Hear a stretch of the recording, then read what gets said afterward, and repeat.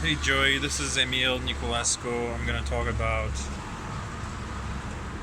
unpacking the standard 910.RI.2. This is from Common Standards for Oregon high schools. The standard states the following: Determine a central idea of a text and analyze its development over the course of the text, including how it emerges and is shaped and refined by specific details. Provide an objective summary of the text. I chose the standard because in my writing college career, I realized that such basics as choosing the central idea and the dynamic between the details, it's very important.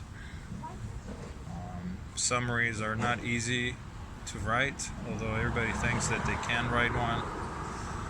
And I was exposed to the teachings of a professor at University of Texas who taught me a very more effective and accurate way of describing the logical connection between the central idea and in the details, something that I had not seen mentioned by any of my professors, and I think high school students should be aware of the logical connection between central idea, not just listing the main points of a central idea. My strategy of teaching this standard would be to find an appropriate text that is short enough and fun enough, they can truly understand it and engage in. Number two is to teach them how to find the main idea and supporting reasons for the idea using different markers. Like maybe they can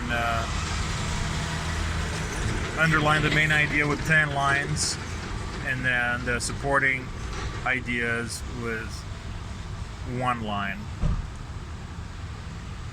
and look for them in key paragraphs. So we would do that together, and we would do it on smartboard, and we would have some kind of fun activity. It will be visual and collaborative. Secondly, I would ask them to tell me how those reasons are connected to the thesis, meaning the logical relationship.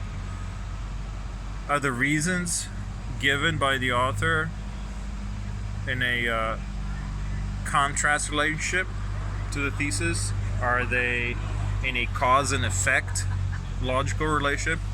Or is the author categorizing, creating categories in the main idea or the thesis? So I would expect that to be, students would determine what exactly is going on there. And then lastly, I would ask them to formulate a short paragraph, which be their summary, to bring all this together: the thesis, the logical relation between the thesis and key ideas, key points. And I would also ask them to include a quotation from the text to strengthen the thesis. And as for assessment, I would probably create two formative assessments. One to test for whether they got the right thesis and reasons and logical relationship. And another formative assessment would be for writing the summary and how they create that paragraph which should be easy once they correctly analyze the text in those main components. So that's about it.